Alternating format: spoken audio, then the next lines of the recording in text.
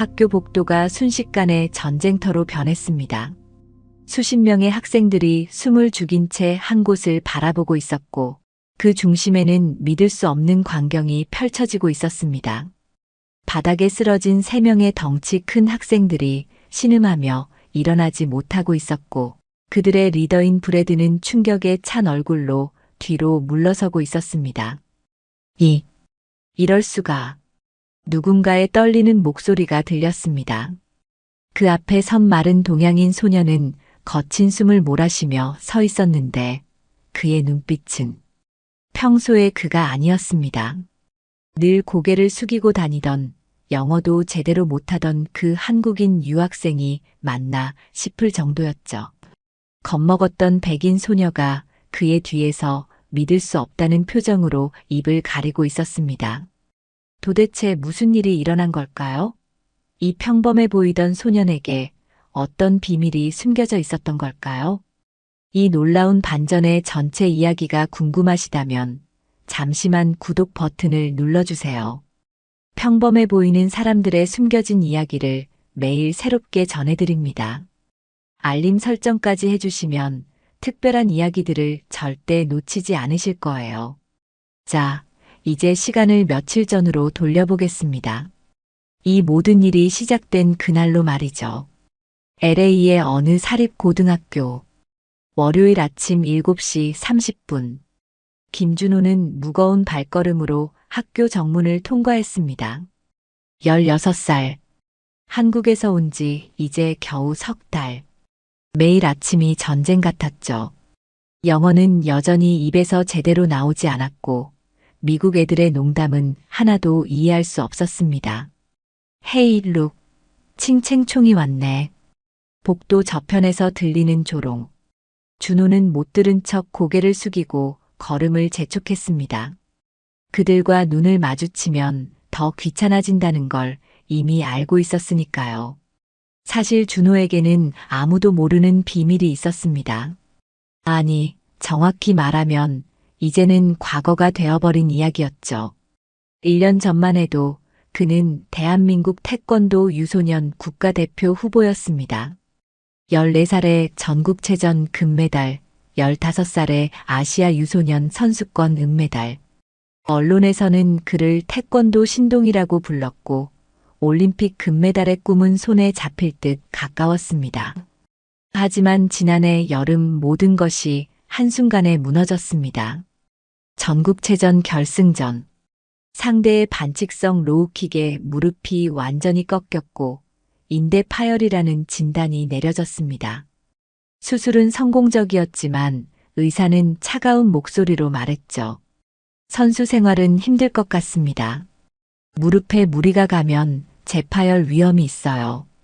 그 말 한마디에 모든 꿈이 산산조각 났습니다.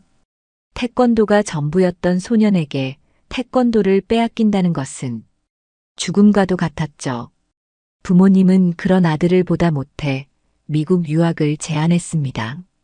새로운 환경에서 새로운 꿈을 찾아보자라면서요. 하지만 준호는 알고 있었습니다. 이건 도망이라는 것을.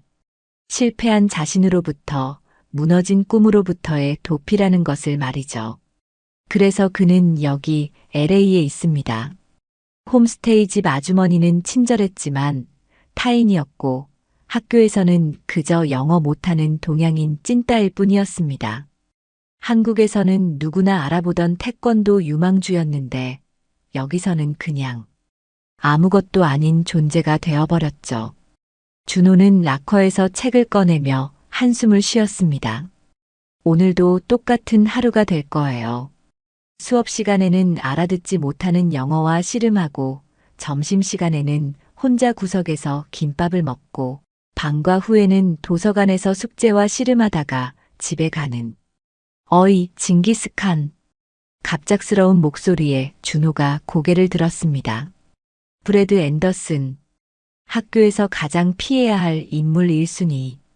17살이지만 덩치는 성인 못지않았고 더 무서운 건 그가 진짜 갱단과 연결되어 있다는 소문이었습니다. 문신이 팔뚝을 덮고 있었고 목에는 체인 목걸이가 걸려 있었죠. 브래드가 씩 웃으며 다가왔고 준호는 본능적으로 한 걸음 물러났습니다. 그의 뒤에는 항상 따라다니는 친구들 서너 명이 있었는데 하나같이 불량스러운 모습이었죠. 오늘 수학 숙제했냐? 준호는 고개를 끄덕였습니다. 브래드가 손을 내밀었고 준호는 떨리는 손으로 가방에서 숙제를 꺼내 건넸습니다. 이런 일은 일주일에 두세 번씩 일어났죠. 거부하면 어떻게 될지 생각하고 싶지도 않았습니다. 굿보이. 역시 너희 나라 애들은 공부 하나는 잘한다니까. 브래드 일당이 비웃으며 지나갔고 준호는 다시 고개를 숙였습니다. 한국에서의 그를 아는 사람이 이 모습을 본다면 믿지 못할 겁니다. 전국의 또래 선수들이 두려워하던 광속 발차기의 김준호가 이제는 학교 양아치들에게 숙제나 빼앗기고 있다니. 하지만 준호는 더 이상 싸울 수 없었습니다. 아니, 싸우고 싶지 않았습니다. 태권도는 그에게 더 이상 자랑스러운 무기가 아니라 아픈 상처를 떠올리게 하는 고통의 근원이었으니까요. 첫 교시 종이 울렸고 준호는 교실로 향했습니다. 복도를 걷다가 문득 시선이 느껴져 고개를 돌렸는데 도서관 입구에 한 여학생이 서 있었습니다. 큰 뿔테 안경을 쓴 백인 소녀였는데 수수한 체크 셔츠에 낡은 청바지를 입고 있었죠. 올리비아 해밍웨이. 준호와 같은 학년이지만 한 번도 제대로 대화를 나눠본 적 없는 아이였습니다. 그녀 역시 친구가 없어 보였는데 항상 혼자 도서관에 있거나 구석에서 책을 읽고 있었죠. 가끔 브래드 일당이 그녀를 놀리는 걸 본 적이 있었는데 책벌레니 안경 괴물이니 하는 별명으로 부르곤 했습니다. 잠깐 눈이 마주쳤지만 둘 다 어색하게 시선을 돌렸습니다. 서로 비슷한 처지라는 걸 알면서도 먼저 다가갈 용기는 없었던 거죠. 준호는 교실에 들어가 맨 뒷자리에 앉았습니다. 영어 수업이 시작되었지만 선생님의 말은 반도 알아듣지 못했습니다. 그저 칠판의 글자들을 노트에 베껴 적을 뿐이었죠. 창밖을 보니 캘리포니아의 햇살이 눈부시게 쏟아지고 있었습니다. 한국은 지금쯤 겨울이 시작됐을 텐데 준호는 문득 고향이 그리워졌습니다. 도장 매트 위에서 땀 흘리던 날들이, 메달을 목에 걸고 환하게 웃던 날들이. 하지만 이제 그런 날들은 돌아오지 않겠죠. 무릎에 둔한 통증이 그 사실을 일깨워 주었습니다. 비 오는 날이면 여전히 쑤시는 무릎. 의사는 일상생활에는 지장이 없다고 했지만 준호는 알고 있었습니다. 예전에 그 폭발적인 발차기는 이제 불가능하다는 것을 말이죠. 점심시간이 되자 준호는 늘 그렇듯 구석진 벤치로 향했습니다. 홈스테이 아주머니가 싸준 김밥을 꺼내 먹기 시작했는데 멀리서 소란스러운 소리가 들려왔습니다. 어디 가는 거야, 안경 괴물? 브래드의 목소리였습니다. 준호가 고개를 들어보니 도서관 앞 계단에서 브래드 일당이 누군가를 둘러싸고 있었죠. 올리비아였습니다. 그녀는 책 몇 권을 가슴에 꼭 안은 채 지나가려 했지만 브래드의 친구 하나가 길을 막아섰습니다. 타일러라는 녀석이었는데 브래드 못지않게 덩치가 컸고 팔뚝에는 문신이 가득했죠. 브래드가 너한테 할 말이 있대. 올리비아가 한 걸음 물러서며 작은 목소리로 말했습니다. 저는 수업에 가야 해요. 수업? 점심시간인데 무슨 수업? 브래드가 비웃으며 다가갔습니다. 너 같은 책벌레가 뭐가 그렇게 바쁘다고? 준호는 김밥을 씹으며 그 광경을 지켜봤습니다. 안타까웠지만 어쩔 수 없었죠. 그가 나선다고 뭐가 달라지겠습니까? 오히려 자신까지 타겟이 될 뿐이었습니다. 브래드가 올리비아의 책 중 하나를 낚아챘습니다. 뭐야 이거? 물리학? 와, 진짜 너드네. 이런 거 읽으면서 재밌어? 돌려주세요. 올리비아가 떨리는 목소리로 말했지만 브래드는 책을 높이 들어 올렸습니다. 갖고 싶으면 뛰어서 가져가 봐. 올리비아의 얼굴이 빨갛게 달아올랐습니다. 키가 작은 그녀로서는 아무리 뛰어도 닿을 수 없었죠. 주변에서 구경하던 학생들 중 몇몇이 낄낄거렸고 누군가는 휴대폰을 꺼내 동영상을 찍기 시작했습니다. 준호는 주먹을 꽉 쥐었습니다. 저 상황이 얼마나 비참한지 그는 너무나 잘 알고 있었으니까요. 하지만 여전히 움직이지 못했습니다. 다리가 돌처럼 굳어버린 것 같았죠. 그때 올리비아가 울음을 터뜨렸습니다. 제발, 그냥 놔두세요. 그녀의 울음소리에 브래드 일당은 더 크게 웃었습니다. 우는 거 봐. 진짜 애기네. 바로 그 순간이었습니다. 준호의 머릿속에서 무언가가 끊어지는 소리가 났습니다. 올리비아의 모습이 1년 전 자신과 겹쳐 보였던 겁니다. 무릎 부상 후 병원 침대에서 울던 자신, 모든 걸 잃고 절망하던 자신, 아무도 도와주지 않았던, 혼자 모든 걸 감당해야 했던 그때의 자신 말이죠. 준호는 김밥을 내려놓고 천천히 일어났습니다. 발걸음이 저절로 움직이기 시작했습니다. 머리로는 하지 마, 괜한 일에 끼어들지 마라고 외치고 있었지만 몸은 이미 도서관 계단을 향해 걷고 있었죠. 저기, 준호의 목소리는 작았지만 의외로 모두의 시선을 끌기에 충분했습니다. 브래드가 고개를 돌려 그를 받고 비웃음을 터뜨렸습니다. 오, 김치보이. 뭐야, 너도 끼고 싶어? 준호는 떨리는 목소리로 말했습니다. 그만하면 안 될까요? 여자애가 울잖아요. 순간 정적이 흘렀습니다. 그리고 폭소가 터졌죠. 뭐, 지금 나한테 명령하는 거야? 브래드가 올리비아의 책을 내던지고 준호에게 다가왔습니다.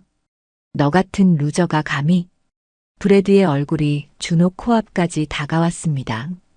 담배와 마리화나 냄새가 섞인 역한 냄새가 났죠. 준호는 본능적으로 뒤로 물러서려 했지만 발이 움직이지 않았습니다. 영어도 제대로 못하는 놈이 영웅 놀이라도 하고 싶은 거야? 브래드의 친구들이 준호를 둘러쌌습니다. 도망칠 곳은 없었죠. 준호의 심장이 미친 듯이 뛰기 시작했습니다. 무릎이 욱신거렸고 1년 전 그 악몽 같은 순간이 떠올랐습니다. 대답해. 내가 뭔데 나한테 이래라 저래라야?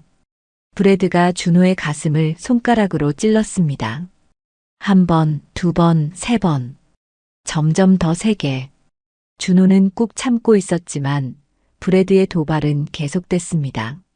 맞아. 너희 나라 애들은 다 겁쟁이지. 그래서 숙제나 대신 해주는 거고. 타일러가 옆에서 거들었습니다. 걔네 나라는 북한이랑 아직도 전쟁 중이래. 그런데도 싸울 줄을 모르니 웃기지 않냐? 모욕적인 말들이 계속 쏟아졌지만 준호는 고개를 숙인 채 참고 있었습니다. 그때 올리비아가 울먹이며 말했습니다. 그만해요. 제발. 그 친구는 저를 도우려고 한 것뿐이에요. 브래드가 올리비아를 돌아봤습니다. 오, 이제 서로 감싸주는 거야? 루저끼리 사귀기라도 하는 거야? 그 말에 구경하던 학생들이 또 웃음을 터뜨렸고 준호의 얼굴이 빨갛게 달아올랐습니다. 브래드가 준호의 어깨를 세게 밀었습니다. 꺼져. 다음에 또 나서면 진짜 병원 갈 줄 알아. 준호가 비틀거리며 뒤로 물러났고 브래드 일당은 비웃으며 떠났습니다. 구경하던 학생들도 하나둘 흩어졌죠. 도서관 계단에는 준호와 올리비아만 남았습니다. 올리비아가 떨어진 책들을 주우며 작은 목소리로 말했습니다. 고마워요. 준호도 책을 줍는 것을 도우며 대답했습니다. 아니에요. 사실 제가 도움이 된 것도 아니고, 그래도 나서주는 사람은 처음이었어요. 올리비아가 안경을 올렸으며 준호를 봤습니다. 울어서 그런지 눈이 빨갛게 충혈되어 있었죠. 저는 올리비아예요. 올리비아 해밍웨이. 김준호예요. 그냥 준이라고 불러도 돼요. 두 사람은 어색하게 서 있다가 올리비아가 먼저 말했습니다. 혹시 같이 점심 먹을래요? 저도 항상 혼자거든요. 준호는 놀란 눈으로 그녀를 봤습니다. 미국에 와서 처음으로 받은 친구의 제안이었으니까요. 네, 좋아요. 두 사람은 준호가 앉아있던 벤치로 갔고 준호는 남은 김밥을 올리비아에게 권했습니다. 이거 김밥이라고 해요. 한국 음식이에요. 올리비아가 조심스럽게 한 입 먹어보고는 눈을 크게 떴습니다. 와, 맛있어요. 스시랑은 다른 맛이네요. 두 사람은 김밥을 나눠 먹으며 조금씩 대화를 시작했습니다. 서로 친구가 없다는 것, 학교 생활이 힘들다는 것, 브래드 일당이 무섭다는 것. 브래드는 진짜 위험한 애예요. 올리비아가 목소리를 낮춰 말했습니다. 진짜로 갱단이랑 연결되어 있대요. 지난달에는 다른 학교 애들이랑 싸움이 붙어서 경찰까지 왔었어요. 준호가 놀라서 물었습니다. 그런데 왜 학교에서 안 쫓아내요? 브래드 아빠가 지역 유지거든요. 학교에 기부금도 많이 내고. 그래서 웬만한 일로는 퇴학 안 당해요. 올리비아는 한숨을 쉬며 말을 이었습니다. 저는 그냥 조용히 졸업하고 싶어요. 좋은 대학 가서 공부하는 게 꿈이거든요. 무슨 공부요? 물리학이요. 우주에 대해 연구하고 싶어요. 준호는 감탄했습니다. 대단하네요. 전 그런 거 너무 어려워서. 준은 뭐 하고 싶어요? 그 질문에 준호는 잠시 말을 멈췄습니다. 뭘 하고 싶냐고? 1년 전이었다면 주저없이 태권도 올림픽 금메달이라고 대답했을 텐데. 잘 모르겠어요. 아직 찾는 중이에요. 올리비아가 고개를 끄덕였습니다. 괜찮아요. 우리 아직 어리잖아요. 천천히 찾으면 돼요. 두 사람은 종이 울릴 때까지 이런저런 이야기를 나눴습니다. 준호는 오랜만에 마음이 편안해지는 걸 느꼈죠. 비록 영어는 서툴렀지만 올리비아는 참을성 있게 기다려주고 이해하려 노력해줬습니다. 수업으로 돌아가면서 올리비아가 말했습니다. 내일도 같이 점심 먹어도 될까요? 네, 좋아요. 올리비아가 수줍게 웃으며 손을 흔들고 갔고 준호도 작게 손을 흔들어 답했습니다. 그날 오후 준호는 오랜만에 입가에 작은 미소를 띠고 있었습니다. 친구가 생겼다는 것. 그것만으로도 이 낯선 땅이 조금은 덜 외롭게 느껴졌으니까요. 하지만 준호는 몰랐습니다. 브래드가 교실 창문 너머로 그와 올리비아를 지켜보고 있었다는 것을. 그리고 그의 입가에 위험한 미소가 번지고 있었다는 것을 말이죠. 다음 날부터 준호와 올리비아는 함께 점심을 먹기 시작했습니다. 처음엔 어색했지만 시간이 지나면서 두 사람은 서로에게 편안한 존재가 되어갔죠. 올리비아는 준호에게 영어 숙제를 도와줬고 준호는 올리비아에게 한국 문화를 알려줬습니다. 김밥뿐만 아니라 떡볶이, 불고기 같은 한국 음식도 나눠 먹었죠. 일주일이 그렇게 평화롭게 지나갔습니다. 하지만 준호는 느끼고 있었습니다. 브래드 일당의 시선이 점점 더 불편해지고 있다는 것을. 복도에서 마주칠 때마다 브래드는 의미심장한 미소를 지었고 그의 친구들은 준호를 손가락질하며 수군거렸죠. 금요일 오후 체육 시간이었습니다. 농구 수업이었는데 준호는 늘 그렇듯 벤치에 앉아 있었습니다. 무릎 부상을 핑계로 체육 수업은 대부분 견학했죠. 사실 일상적인 운동은 가능했지만 그는 몸을 움직이는 것 자체를 피하고 있었습니다. 운동을 하면 태권도가 생각나고 잃어버린 모든 것들이 떠올랐으니까요. 김, 너도 좀 뛰어봐. 체육 선생님이 소리쳤지만 준호는 무릎을 가리키며 고개를 저었습니다. 선생님은 한숨을 쉬며 돌아섰죠. 바로 그때였습니다. 농구공이 세게 날아와 준호의 머리를 강타했습니다.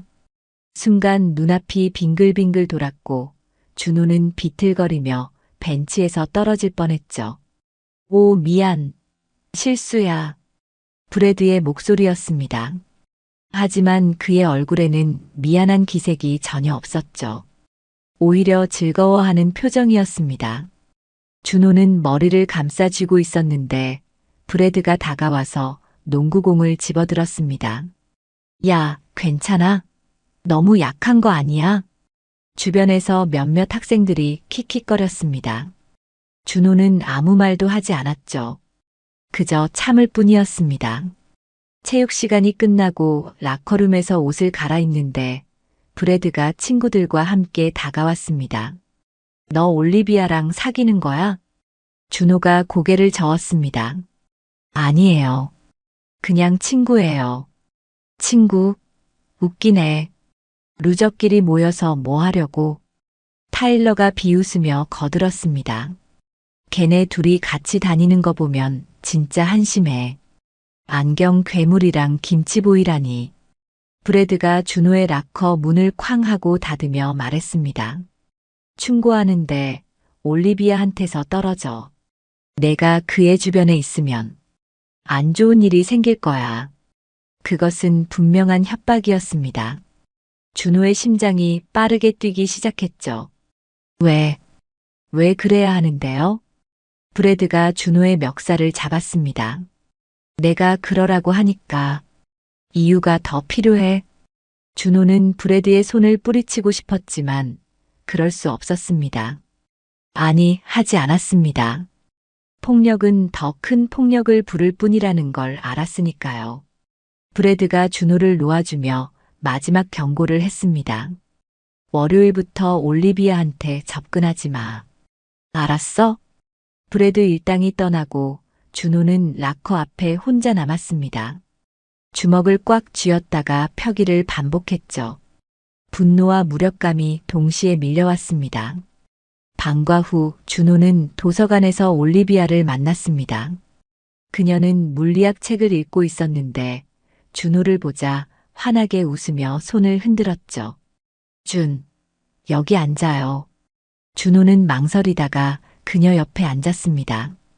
올리비아는 아무것도 모른 채 밝게 말했죠. 내일 토요일인데 혹시 시간 있어요? 다운타운에 새로 생긴 한국 서점에 가보고 싶은데. 준호의 마음이 아팠습니다. 처음 생긴 친구가 자신과 시간을 보내고 싶어 하는데 그는 브래드의 협박 때문에 거절해야 하는 상황이었으니까요. 올리비아.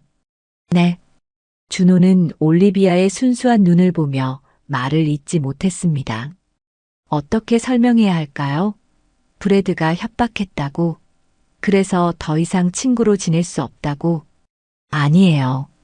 내일 몇 시에 만날까요? 결국 준호는 그렇게 대답했습니다. 올리비아의 실망한 표정을 볼 수 없었던 거죠. 정말요? 11시에 학교 정문에서 만나요. 그날 밤 준호는 잠을 이룰 수 없었습니다. 브래드의 협박이 계속 머릿속을 맴돌았죠. 하지만 더 괴로운 건 자신의 비겁함이었습니다. 한국에서는 누구보다 강했던 자신이 지금은 학교 양아치 하나 제대로 상대하지 못하고 있다니. 토요일 아침 준호는 일찍 일어나 거울을 봤습니다.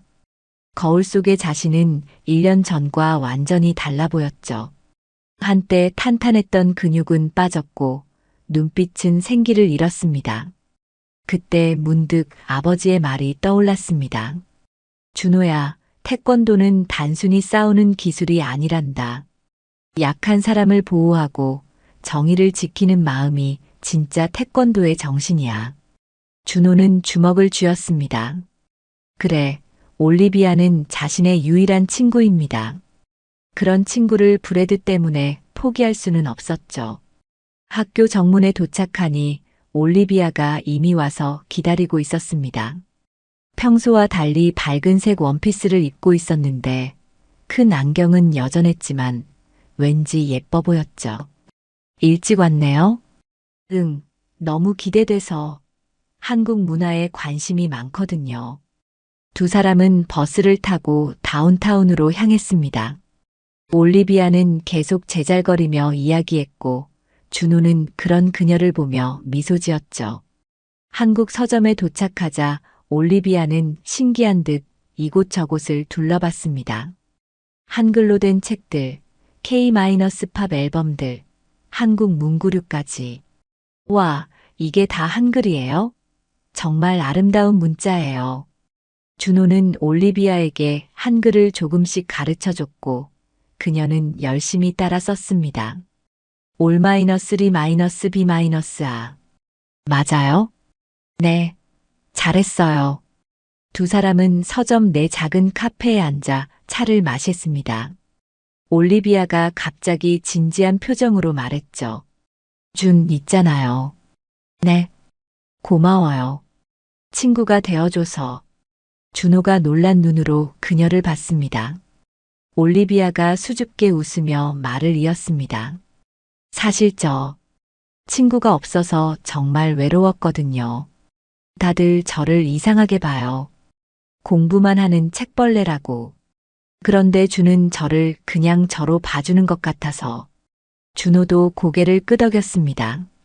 저도요. 미국 와서 처음으로 생긴 친구가 올리비아예요. 정말요? 네. 그래서 저도 고마워요. 두 사람은 마주보며 웃었습니다. 그 순간만큼은 브래드의 협박도 학교에서의 괴롭힘도 모든 걱정이 사라진 것 같았죠. 하지만 준호는 몰랐습니다. 서점 밖길 건너편에서 타일러가 휴대폰으로 그들을 찍고 있었다는 것을, 그리고 그 사진이 곧바로 브래드에게 전송되었다는 것을 말이죠. 집으로 돌아오는 버스 안에서 올리비아가 말했습니다. 다음 주에도 같이 점심 먹을 거죠? 준호는 잠시 망설이다가 대답했습니다. 그럼요.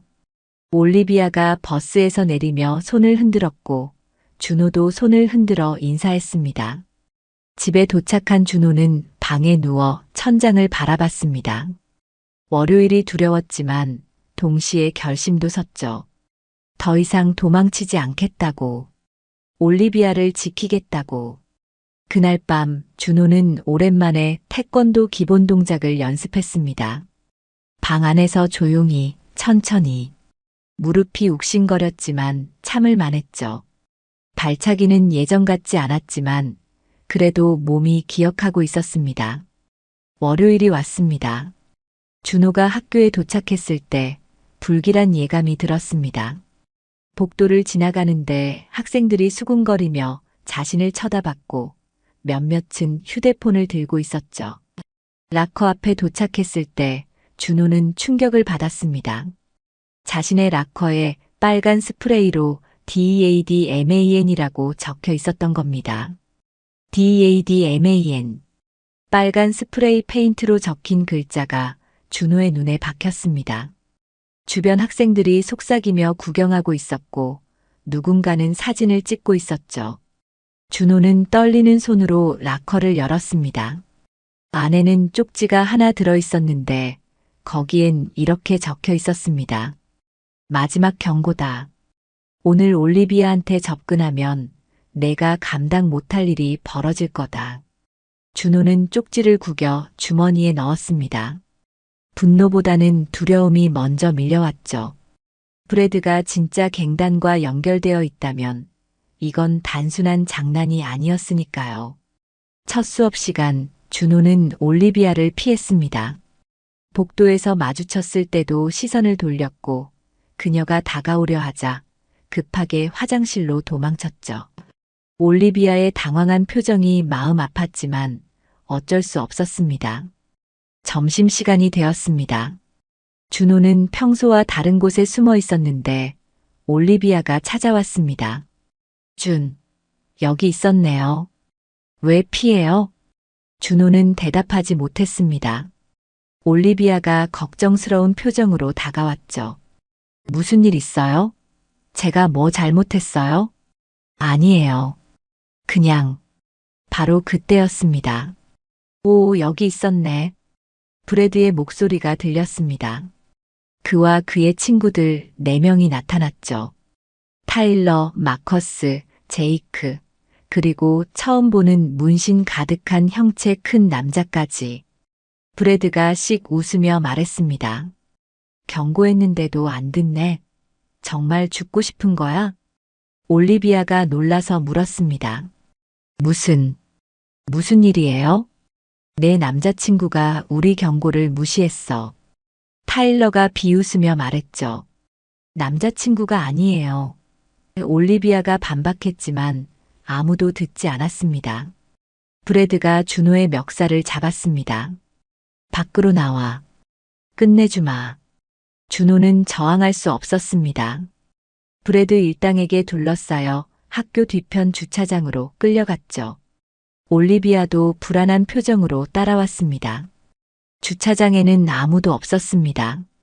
점심시간이라 선생님들도 없었고 CCTV 사각지대였죠.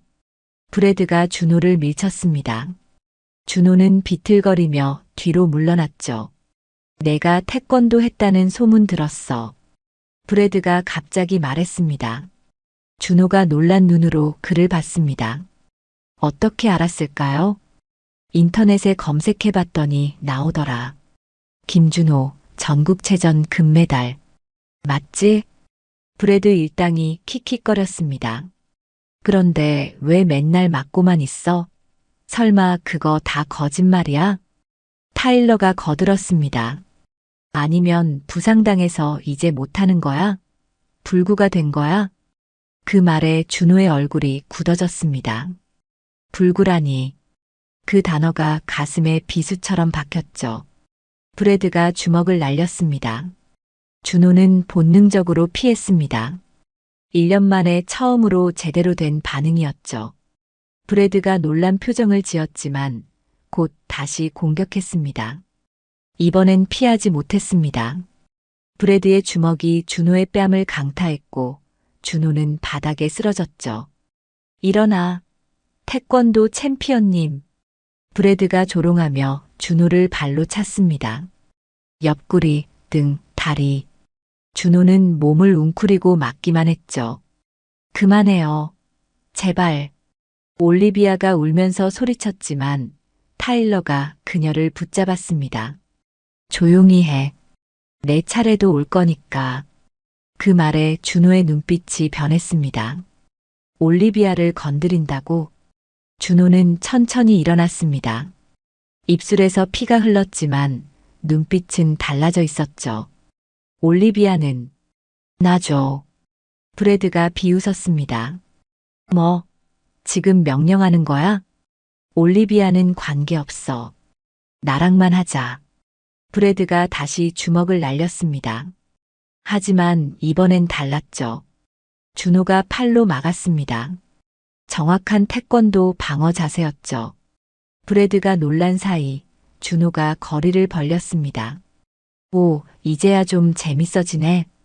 브래드가 친구들을 보며 고개짓했습니다. 다 같이 하자. 4명이 동시에 준호를 향해 다가왔습니다. 준호는 무릎의 통증을 느끼면서도 자세를 잡았죠.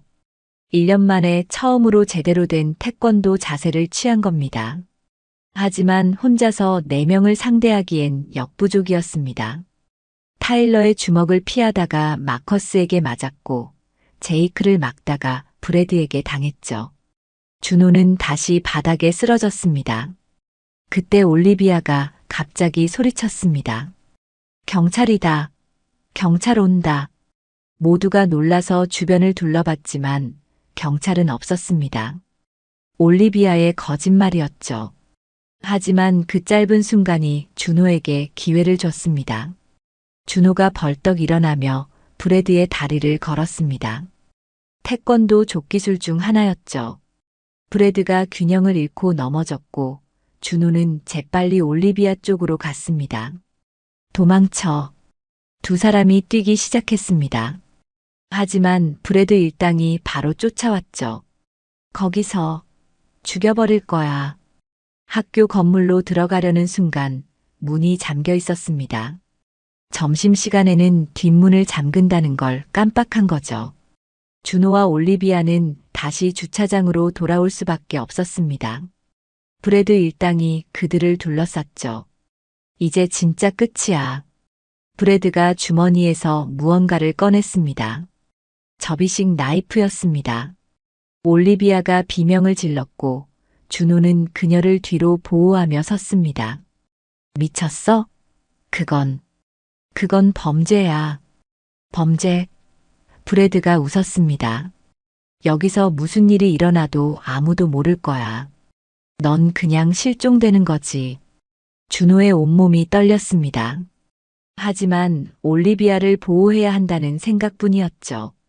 바로 그때 준호의 머릿속에서 아버지의 목소리가 다시 들렸습니다. 태권도는 애 무술이다.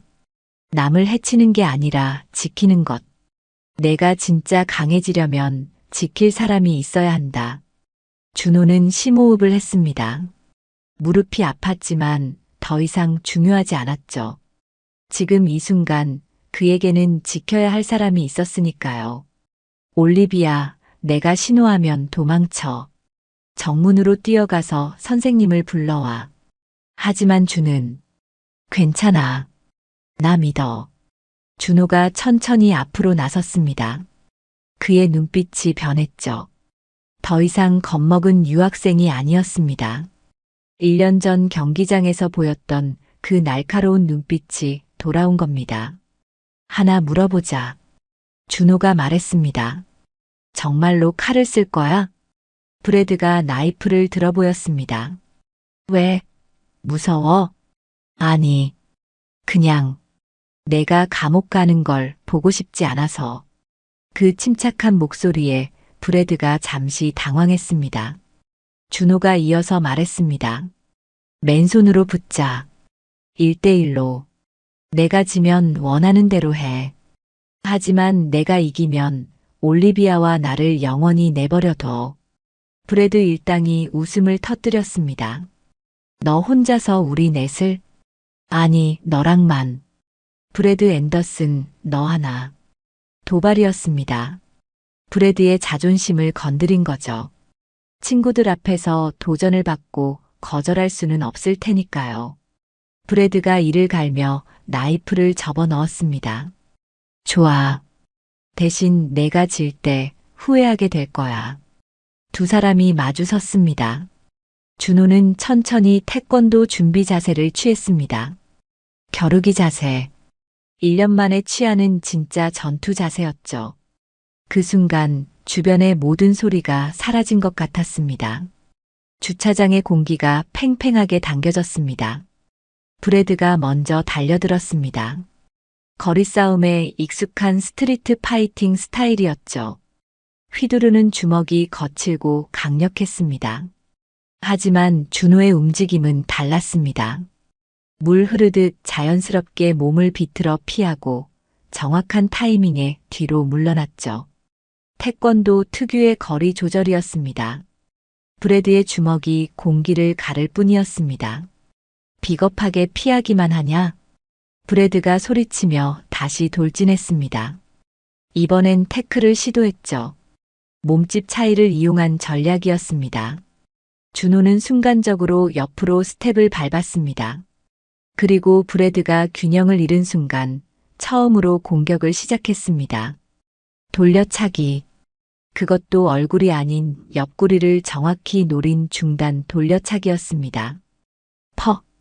둔탁한 소리와 함께 브래드가 옆으로 밀려났습니다. 완벽한 타격은 아니었지만 충분히 효과적이었죠. 이런. 브래드가 옆구리를 감싸쥐며 일어났습니다. 그의 눈에 처음으로 당황이 서렸죠. 타일러가 소리쳤습니다. 브래드, 정신 차려. 브래드가 이를 악물고 다시 덤볐습니다. 이번엔 더 신중했죠.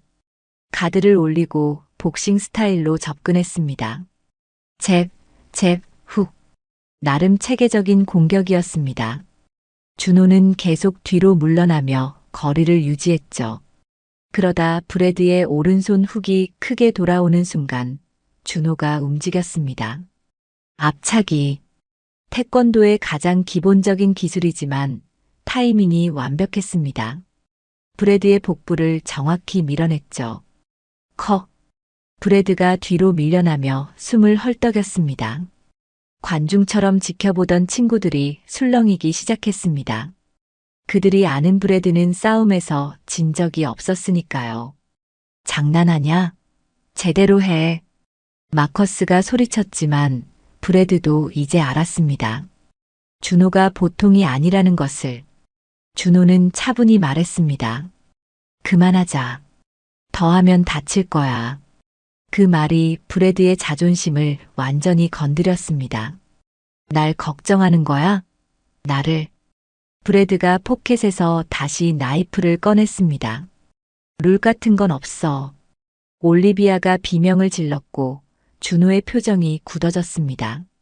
브래드가 나이프를 휘두르며 달려들었습니다. 이제 장난이 아니었죠. 진짜 위험한 상황이었습니다.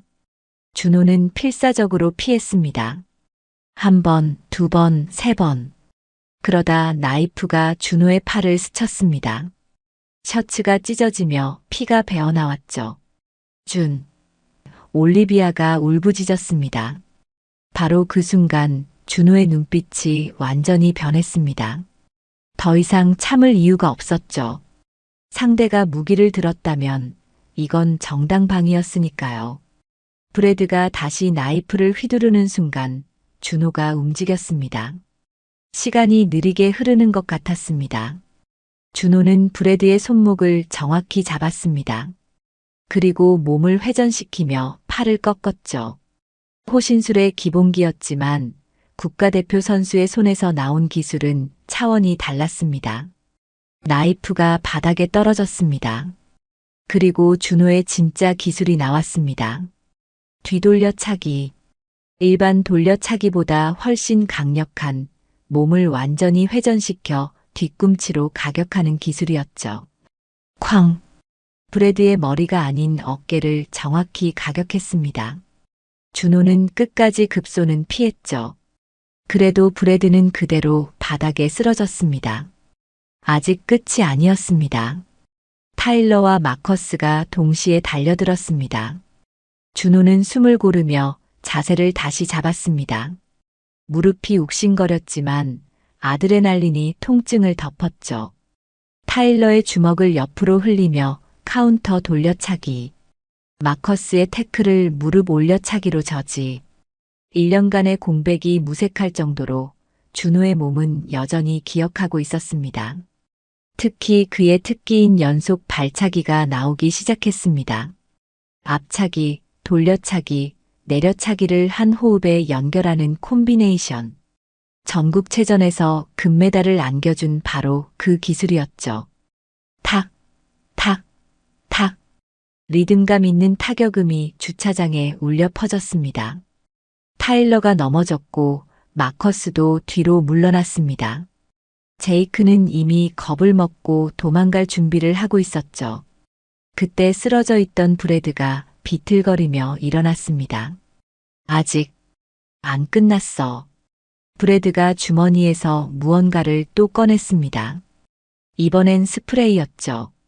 최루 스프레이였습니다. 준호를 향해 뿌리려는 순간 올리비아가 갑자기 뛰어들었습니다. 안 돼. 그녀가 브래드의 팔을 잡았고 스프레이가 엉뚱한 방향으로 뿌려졌습니다. 오히려 브래드 자신의 눈에 들어간 거죠. 아, 눈이. 브래드가 비명을 지르며 눈을 비볐습니다. 바로 그때 누군가의 호루라기 소리가 들렸습니다. 거기 뭐 하는 거야? 체육 선생님이었습니다. 점심시간이 끝나고 운동장으로 나온 모양이었죠. 타일러가 소리쳤습니다. 튀어. 브래드 일당이 뿔뿔이 흩어져 도망쳤습니다. 브래드도 비틀거리며 친구들을 따라갔죠. 주차장에는 준호와 올리비아만 남았습니다. 준호가 갑자기 무릎을 꿇었습니다. 아드레날린이 빠지자 통증이 몰려온 거죠. 무릎뿐만 아니라 온몸이 쑤셨습니다. 괜찮아요? 올리비아가 울면서 준호를 붙잡았습니다. 준호의 팔에서는 피가 흐르고 있었고 얼굴에는 멍이 들어 있었죠. 병원에 가야 해요. 체육 선생님이 달려왔습니다. 어이, 무슨 일이야? 누가 싸운 거야? 올리비아가 울먹이며 설명했습니다. 브래드 일당이 칼로 준호를 지켜줬어요. 선생님의 표정이 심각해졌습니다. 칼? 진짜 칼을 들었다고? 바닥에 떨어진 접이식 나이프가 증거였습니다. 선생님은 즉시 교무실에 연락했고 경찰까지 부르게 되었죠. 준호는 양호실로 옮겨졌습니다. 올리비아는 계속 그의 곁을 지켰죠. 양호 선생님이 상처를 치료하는 동안 올리비아는 준호의 손을 꼭 잡고 있었습니다. 고마워요. 절 지켜줘서. 준호가 힘없이 웃으며 말했습니다. 올리비아는 제 친구니까요. 그때 올리비아의 휴대폰이 울렸습니다. 화면에 데드라고 떴죠. 여보세요? 아빠. 네, 학교에 있어요. 근데 올리비아가 울음을 터뜨렸습니다. 아빠. 무서웠어요. 친구가 날 지키려다 다쳤어요. 전화 너머로 다급한 남자 목소리가 들렸습니다. 올리비아는 계속 울면서 상황을 설명했죠. 지금 바로 갈게. 거기 있어. 올리비아가 전화를 끊고 준호를 봤습니다. 아빠가 온대요. 걱정해서. 준호는 고개를 끄덕였습니다. 부모님이 걱정하는 건 당연했죠. 하지만 준호는 전혀 예상하지 못했습니다. 30분 후 학교 앞에 검은색 리무진 세대가 도착할 줄은. 그리고 그 안에서 정장을 입은 보디가드들과 함께 한 중년 남자가 내릴 줄은 말이죠. 양호실 창문 너머로 보이는 광경에 준호는 눈을 의심했습니다. 검은색 리무진 세대가 학교 정문에 줄지어 서 있었고 정장을 입은 남자들이 10여 명이나 내렸습니다. 마치 영화의 한 장면 같았죠. 올리비아. 내 아빠가. 뭐 하시는 분이야? 올리비아가 당황한 표정으로 창밖을 봤습니다. 그냥 사업하시는데 아빠가 좀 과보호가 심해요. 좀이 아니라 많이 심한 것 같았지만 준호는 더 묻지 않았습니다. 곧 양호실 문이 열리고 한 중년 남자가 들어왔습니다. 깔끔한 회색 정장에 은발이 섞인 머리, 그리고 날카로운 눈매. 한눈에 봐도 평범한 사람은 아니었죠. 올리비아. 남자는 딸에게 달려가 꼭 안았습니다. 올리비아도 아빠 품에 안겨 다시 울음을 터뜨렸죠. 괜찮아, 괜찮아. 아빠가 왔어. 잠시 후 남자는 준호를 돌아봤습니다. 그 눈빛이 순간 날카로워졌다가 이내 부드러워졌죠. 내가 내 딸을 구해준 학생이구나. 준호가 어색하게 인사했습니다. 아, 안녕하세요. 김준호입니다. 제임스 해밍웨이다. 올리비아의 아버지지. 해밍웨이. 그 순간 준호의 머릿속에 뭔가 스쳐 지나갔습니다. 어디선가 들어본 이름 같은데. 제임스가 준호의 상처를 살펴봤습니다. 병원에 가야겠구나. 최고의 의료진에게 치료받게 해주마. 아, 괜찮습니다. 학교 양호실에서. 안 돼.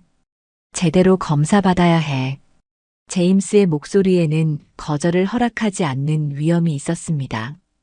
그때 교장 선생님이 헐레벌떡 뛰어왔습니다. 평소의 거만한 모습은 온데간데 없고 땀을 뻘뻘 흘리고 있었죠. 해밍웨이 회장님, 이런 일이 일어나서 정말 죄송합니다. 회장님?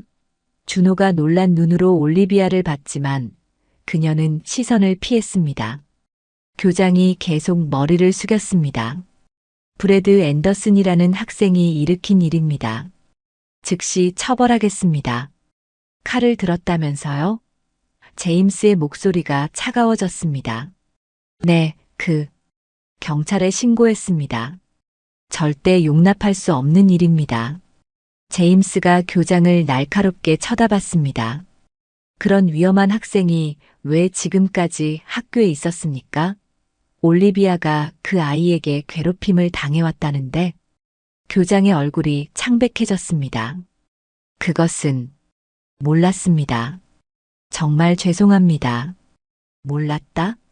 제임스의 목소리에 분노가 서렸습니다.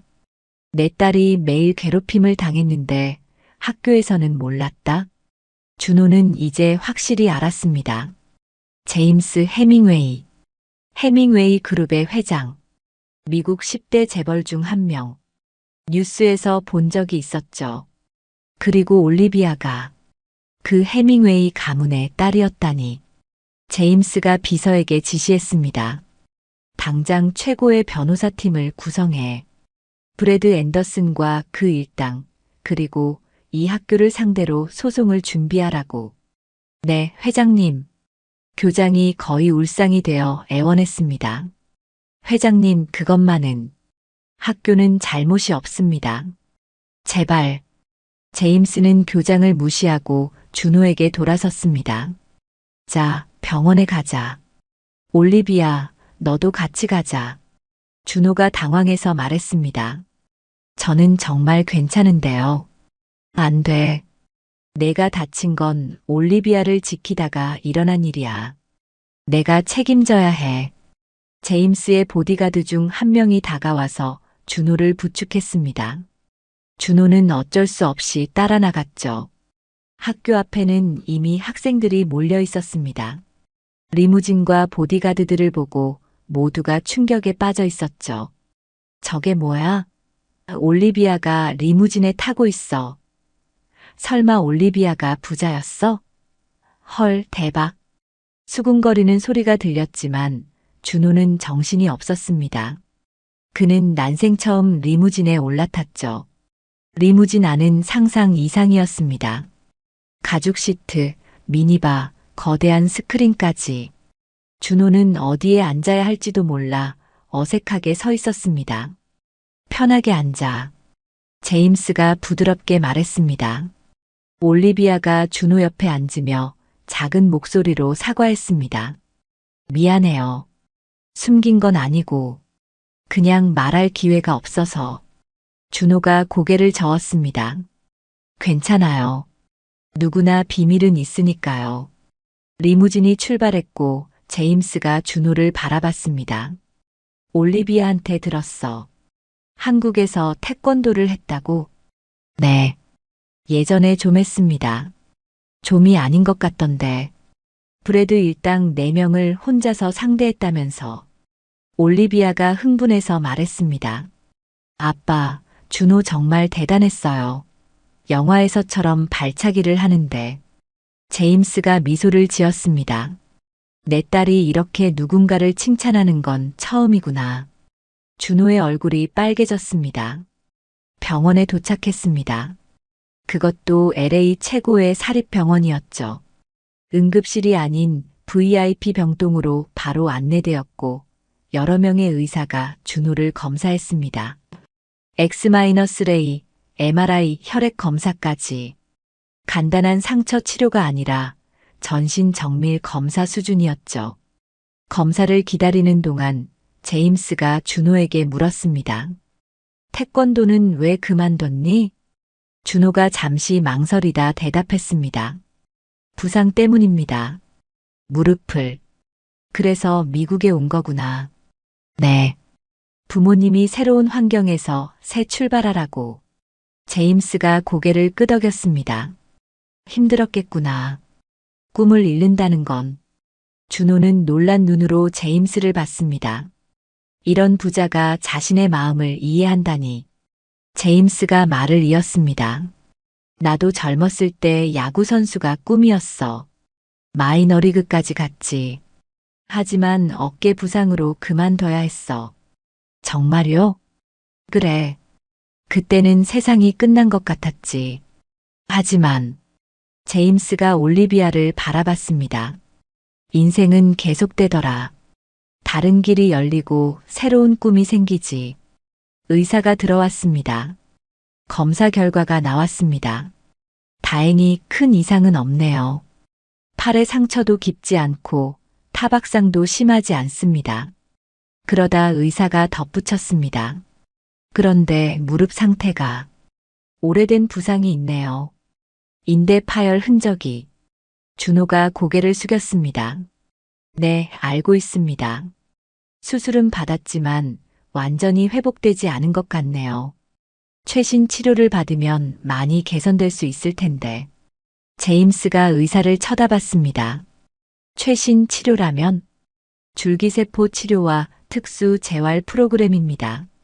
비용이 상당하지만 효과는 확실합니다. 프로 운동선수들이 받는 치료죠. 제임스가 준호를 봤습니다. 받아보지 그래. 준호가 당황해서 손을 저었습니다. 아니에요. 너무 비싸고 제가 받을 수 없어요. 왜?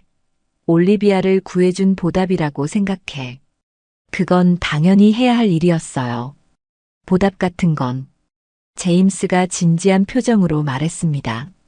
준호, 내가 당연하다고 생각한 그 일을 할 수 있는 사람은 많지 않아. 특히 내 나이에 칼을 든 상대 앞에서 친구를 지키는 건. 올리비아가 준호의 손을 잡았습니다. 준호, 받아요. 제발. 다시 태권도 할 수 있을지도 몰라요. 준호의 눈에 눈물이 고였습니다. 다시 태권도를. 그것은 포기했던 꿈이었죠. 하지만 제임스가 미소 지으며 말했습니다. 조건이 있어. 준호가 긴장해서 그를 봤습니다. 치료받고 회복하면 올리비아의 보디가드 겸 태권도 선생이 되어주게. 물론 정식으로 급여도 지불하고. 보디가드요? 그래. 오늘 증명했잖아. 내가 올리비아를 지킬 수 있다는 걸. 올리비아가 신나서 말했습니다. 좋아요. 준호한테 태권도 배우고 싶어요. 준호는 믿을 수 없다는 표정으로 두 사람을 번갈아 봤습니다. 이게 현실일까요? 좌절과 포기로 가득했던 미국 생활이 갑자기 새로운 전환점을 맞은 것 같았습니다. 그날 밤 준호는 홈스테이지 방에서 천장을 바라보며 누워 있었습니다. 제임스 해밍웨이의 제안이 계속 머릿속을 맴돌았죠. 치료를 받고 올리비아의 보디가드가 되고 다시 태권도를 할 수 있다는 희망. 너무 좋아서 오히려 비현실적으로 느껴졌습니다. 휴대폰이 울렸습니다. 한국에 있는 어머니였죠. 준호야, 괜찮니? 학교에서 연락이 왔는데. 준호는 어머니를 안심시키려 애썼습니다. 네, 괜찮아요. 작은 다툼이었어요. 다친 데는 없고, 정말이지? 네, 정말이에요. 어머니와의 통화를 끝낸 준호는 한숨을 쉬었습니다. 부모님께 오늘 일을 모두 설명하기엔 너무 복잡했죠. 다음 날 아침 학교는 발칵 뒤집혀 있었습니다. 브래드 앤더슨과 그의 친구들이 모두 정학 처분을 받았고 경찰 조사까지 받게 되었다는 소문이 퍼졌습니다. 더 놀라운 건 올리비아의 정체였죠. 올리비아가 해밍웨이 그룹 상속녀래. 그 안경 쓴 애가 믿을 수 없어. 복도를 지나가는 준호와 올리비아를 모두가 쳐다봤습니다. 어제까지만 해도 투명인간 취급받던 두 사람이 하루아침에 학교의 화제가 된 거죠. 올리비아가 작은 목소리로 말했습니다. 이런 관심 불편해요. 저도요. 준호가 동의했습니다. 두 사람은 늘 그랬듯 도서관으로 향했습니다. 그곳만이 조용했으니까요. 도서관에 앉아 올리비아가 갑자기 물었습니다. 준호, 아빠 제안 받을 거예요? 준호가 망설이며 대답했습니다. 잘 모르겠어요. 너무 큰 도움이라. 도움이 아니에요. 준호가 받을 자격이 있는 거예요. 올리비아가 진지하게 말을 이었습니다. 사실, 저도 비밀이 하나 더 있어요. 준호가 놀란 눈으로 그녀를 봤습니다. 작년에 납치될 뻔한 적이 있어요. 뭐라고요? 올리비아가 고개를 숙였습니다. 아빠가 부자니까 나쁜 사람들이 저를 노렸어요. 그때부터 아빠가 보디가드를 붙이려 했는데 제가 거부했어요. 평범하게 살고 싶었거든요. 그녀가 준호를 바라봤습니다. 하지만 어제 준호가 절 지켜주는 걸 보고 생각이 바뀌었어요. 만약 보디가드가 준호 같은 사람이라면, 친구라면 괜찮을 것 같아요. 준호의 마음이 흔들렸습니다. 그때 도서관 문이 열리고 뜻밖의 인물이 들어왔습니다. 교장 선생님과 함께 낯선 동양인 남자가 있었는데 깔끔한 정장에 날카로운 인상이었죠. 김준호 학생, 준호가 일어섰습니다.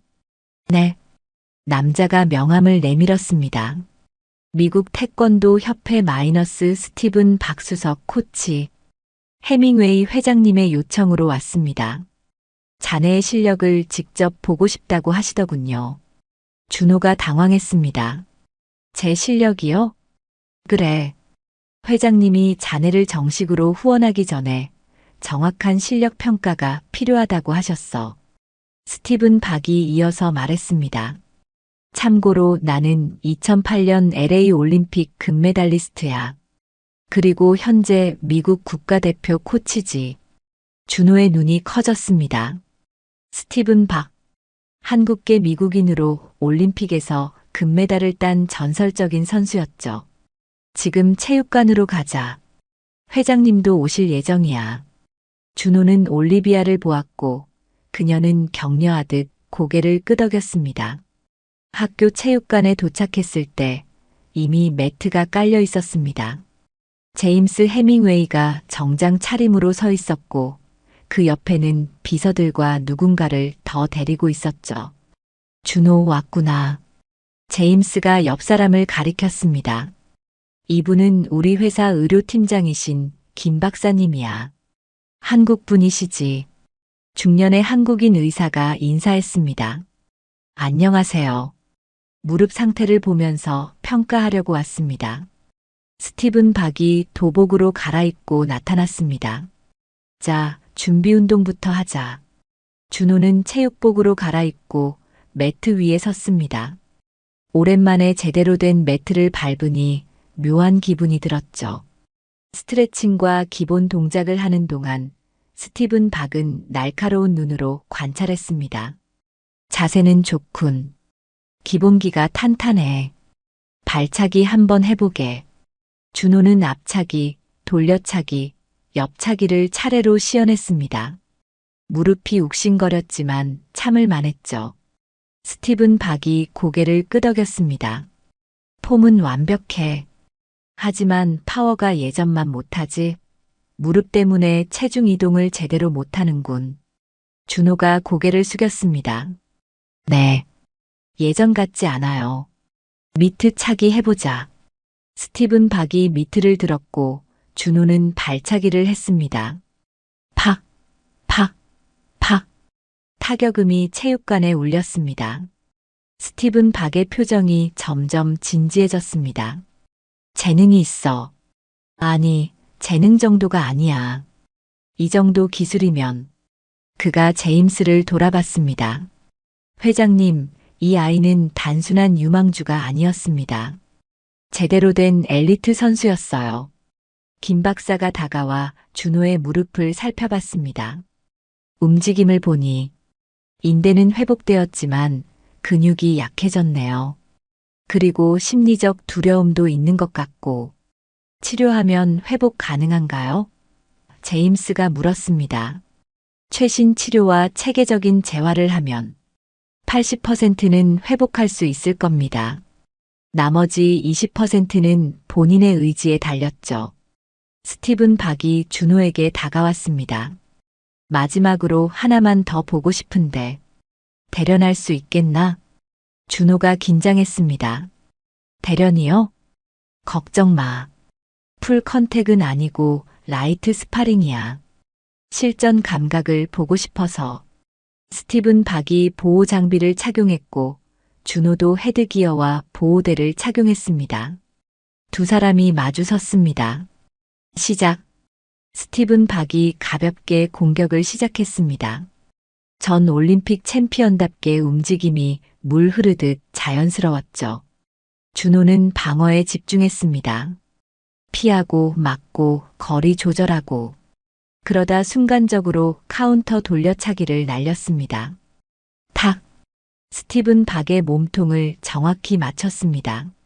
물론 가볍게 찬 것이지만 타이밍은 완벽했죠. 스티븐 박이 멈추고 웃었습니다. 대단해. 이 타이밍 감각은. 그가 헤드기어를 벗으며 말했습니다. 준호, 자네는 충분히 다시 시작할 수 있어. 아니, 시작해야 해. 이런 재능을 썩히는 건 죄야. 제임스가 다가왔습니다. 어떻게 생각하나, 준호? 준호는 숨을 고르며 생각했습니다. 포기했던 꿈. 다시는 못할 거라 생각했던 태권도. 그런데 지금 새로운 기회가 눈앞에 있었죠. 하고 싶습니다. 준호가 마침내 대답했습니다. 다시 태권도를 하고 싶어요. 올리비아가 환하게 웃으며 박수를 쳤습니다. 제임스가 만족스럽게 고개를 끄덕였습니다. 좋아. 내일부터 치료를 시작하자. 스티븐 코치님이 직접 훈련을 봐주실 거야.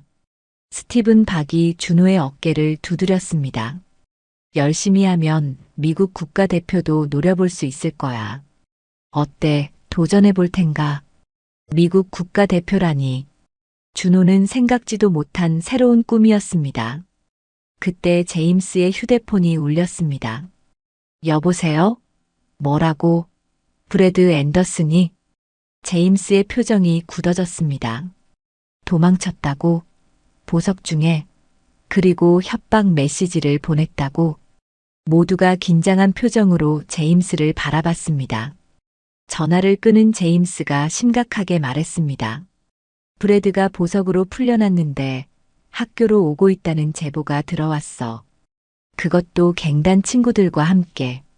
제임스가 즉시 보디가드들에게 지시했습니다. 올리비아를 보호하고 경찰에 연락해. 하지만 준호가 나섰습니다. 제가 올리비아를 지킬게요. 준호, 이건 위험해. 프로들이 처리할 일이야.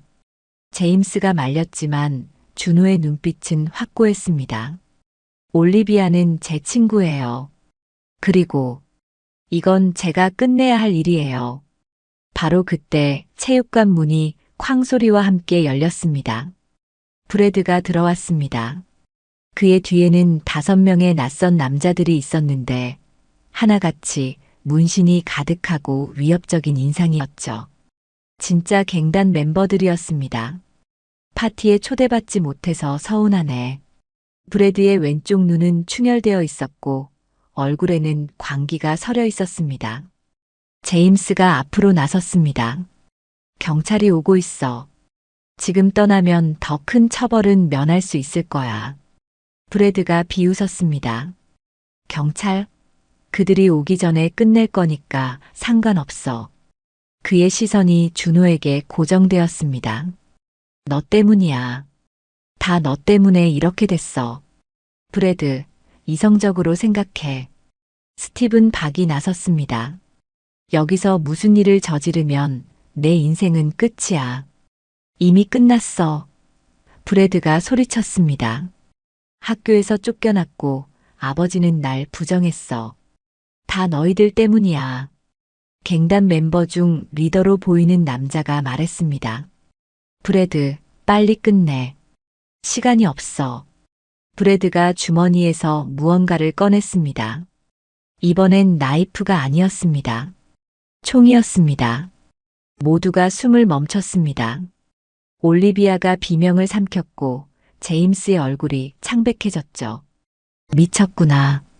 스티븐 박이 중얼거렸습니다. 브래드가 총을 준호에게 겨눴습니다. 무릎 꿇어. 준호는 움직이지 않았습니다. 대신 천천히 올리비아 앞으로 걸어가 그녀를 등 뒤로 보호했죠. 비켜. 안 그러면 쏜다. 바로 그때 준호가 갑자기 말했습니다. 브래드, 너도 태권도를 배워봐. 모두가 놀란 눈으로 준호를 봤습니다. 이 상황에서 무슨 말을? 준호가 침착하게 이어갔습니다. 넌 강해지고 싶어 하잖아. 인정받고 싶어 하고. 태권도는 그걸 가르쳐줘. 진짜 강함이 뭔지. 닥쳐. 진짜 강함은 남을 해치는 게 아니야. 자신을 이기는 거야. 난 그걸 배웠어. 준호가 한 걸음 앞으로 나갔습니다. 너도 다시 시작할 수 있어. 아직 늦지 않았어. 브래드의 손이 떨리기 시작했습니다. 총을 든 손이 흔들렸죠. 난 이미 늦었어. 그때 갱단 리더가 짜증내며 브래드를 밀쳤습니다. 쓸모없는 놈. 내가 하지. 리더가 총을 빼앗아 들었습니다. 하지만 그 순간 준호가 번개같이 움직였습니다. 점프와 동시에 540도 회전하며 날린 뒤돌려차기. 그의 특기 중 하나였죠. 총을 든 남자의 손목을 정확히 가격했습니다. 탕! 총이 발사되었지만 천장을 향했고 총은 멀리 날아갔습니다. 그 순간 체육관 문이 다시 열리며 경찰들이 돌입했습니다. 무기 버리고 손들어. 갱단 멤버들이 도망치려 했지만 이미 늦었습니다. 밖에도 경찰들이 포위하고 있었죠. 혼란 속에서 브래드가 주저앉아 울기 시작했습니다. 미안해. 미안해. 그는 더 이상 무서운 불량배가 아니었습니다. 그저 길을 잃은 17살 소년이었죠. 경찰이 브래드와 갱단 멤버들을 연행했습니다. 체육관에 정적이 흘렀습니다. 그리고 박수 소리가 들렸습니다. 스티븐 박이 박수를 치고 있었죠. 놀라워. 그 상황에서 그런 기술을 쓰다니. 제임스가 준호에게 다가와 그를 꼭 안았습니다. 고맙네. 정말 고맙네. 올리비아도 울면서 준호를 안았습니다. 무서웠어요. 준호도 무서웠죠? 준호가 고개를 끄덕였습니다. 네, 무서웠어요. 엄청 무서웠어요. 그의 솔직한 대답에 모두가 웃음을 터뜨렸습니다. 김 박사가 다가와 준호를 살펴봤습니다. 무릎은 괜찮나요? 네. 이상하게 안 아파요. 아드레날린 때문일 거예요. 하지만 방금 그 킥은 완벽했어요. 스티븐 박이 준호의 어깨에 손을 올렸습니다. 준호, 내가 확신을 가지고 말할 수 있어.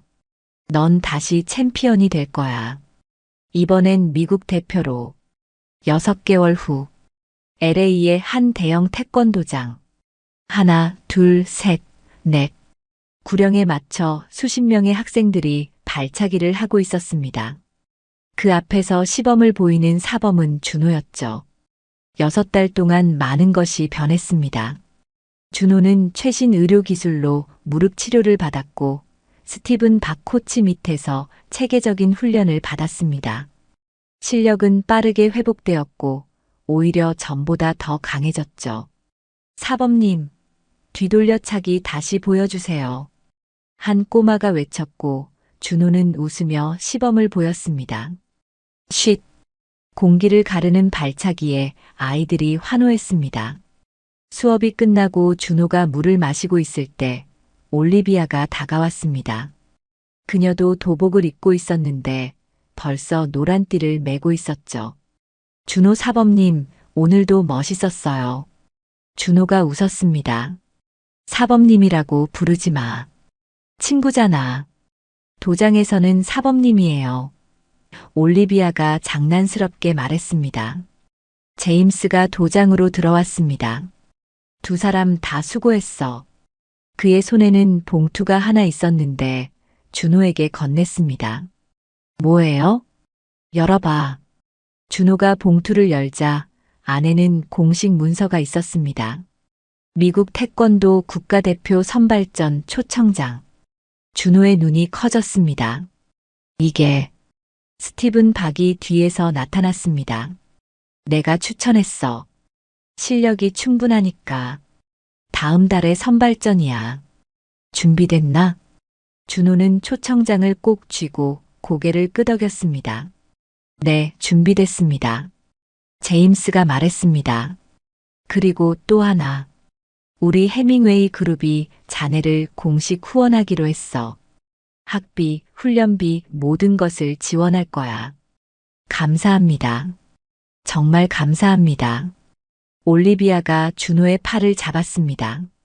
축하해요. 꼭 국가대표 될 거예요. 준호는 도장 벽에 걸린 거울을 봤습니다.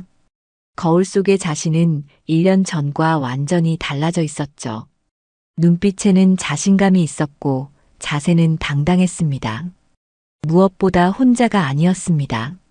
올리비아라는 소중한 친구가 있었고 제임스와 스티븐 코치 같은 든든한 후원자들이 있었죠. 그날 저녁 준호는 한국의 부모님과 영상 통화를 했습니다. 엄마, 아빠, 저 미국 국가대표 선발전에 나가게 됐어요. 화면 너머에서 부모님이 울고 있었습니다. 기쁨의 눈물이었죠. 우리 아들, 정말 자랑스럽다. 통화를 끝낸 준호는 도장 옥상으로 올라갔습니다. LA의 야경이 눈앞에 펼쳐져 있었죠. 1년 전 모든 것을 잃고 도망치듯 왔던 이곳. 이제는 새로운 꿈을 펼칠 제2의 고향이 되었습니다. 준호. 아래에서 올리비아가 부르는 소리가 들렸습니다. 아빠가 저녁 먹으러 오래요. 한국 식당 예약했대요. 준호는 미소 지으며 대답했습니다. 갈게요. 계단을 내려가며 준호는 생각했습니다. 인생은 정말 예측할 수 없는 것 같다고. 좌절의 끝에서 만난 새로운 시작. 혼자가 아니라 함께여서 더욱 특별한 이 두 번째 기회를. 그리고 몇 달 후 미국 전역에서 날아온 뉴스 헤드라인이 있었습니다. 한국계 소년 최연소 미국 태권도 국가대표 선발. 해밍웨이 그룹 전폭 지원. 기사에는 준호와 올리비아가 함께 웃고 있는 사진이 실려 있었습니다. 사진 아래에는 이런 문구가 적혀 있었죠. 때로는 용기 있는 한 걸음이 인생을 바꾼다. 친구를 지키려던 한국 소년의 용기가 만든 기적 같은 이야기.